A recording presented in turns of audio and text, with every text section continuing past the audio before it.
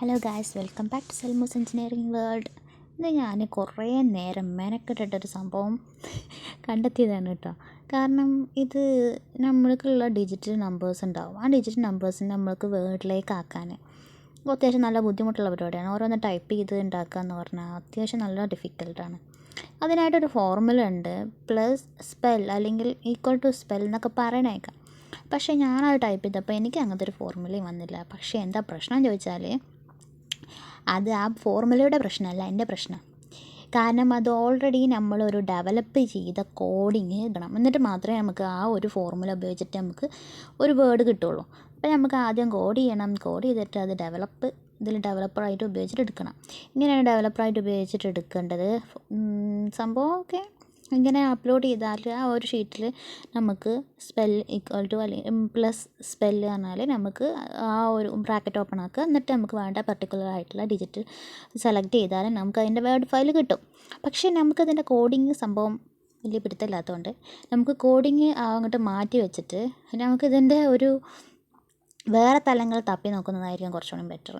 ഞാനിതിൻ്റെ സ്പെല്ലിൻ്റെ സിബായിലൊക്കെ ഓപ്പൺ ചെയ്ത് നോക്കി, പക്ഷേ എനിക്ക് കഴിയണില്ല. ഞാൻ മാക്സിമം ശ്രമിച്ചു നോക്കി. ഇതിൽ ഞാൻ ഡെവലപ്പർ കാണാത്തത് കൊണ്ട് തന്നെ ഞാൻ ഡെവലപ്പർ കസ്റ്റം ഡിവൈനിൽ പോയിട്ട് സെലക്ട് ചെയ്ത് ഡെവലപ്പറൊക്കെ കൊണ്ടുവന്നു. പക്ഷേ എനിക്ക് പറ്റുന്നില്ല. അത് അവിടെ നിന്ന് ചെന്ന് കോഡ് കൊണ്ടുവന്ന് പേസ്റ്റ് ചെയ്യാനൊക്കെ അത്യാവശ്യം നല്ല ഡിഫിക്കൽട്ടി ആയിട്ട് എനിക്ക് തോന്നി. എല്ലാവരും ചെയ്ത് ഇതിൻ്റെ ലാപ്പിൻ്റെ പ്രശ്നമാണോ എന്ന് എനിക്കറിയില്ല. എൻ്റെ സിബ് ഓപ്പൺ ഉണ്ടായിരുന്നില്ല.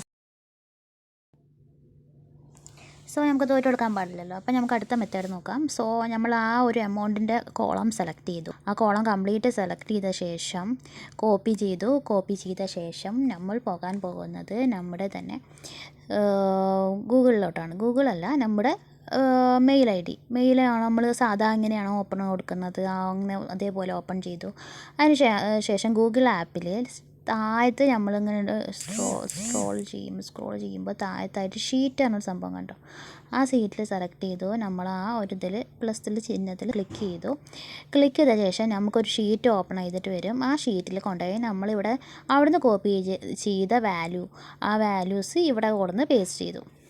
സംഭവം ഓപ്പൺ അല്ലേ. ഇനി ആ എക്സ്റ്റൻഷനിൽ പോയി ആഡ് 1 കൊടുത്തിട്ട് ഇവിടെ നമ്മൾക്ക് നമ്പർ ടെസ്റ്റ് ആണത് ക്ലിക്ക് ചെയ്തു. ഞാൻ ചെക്ക് ചെയ്ത് നോക്കിയിട്ടാണ് കേട്ടോ. ഞാൻ ചെക്ക് ചെയ്ത് നോക്കിയിട്ട് ഓക്കെ ആയിട്ടാണ് നിങ്ങൾക്ക് ഞാൻ പറഞ്ഞത്. അതുകൊണ്ട് ഓൾറെഡി ഇൻസ്റ്റാൾഡ് ആണ്. അപ്പോൾ അൺഇൻസ്റ്റാളാണ്.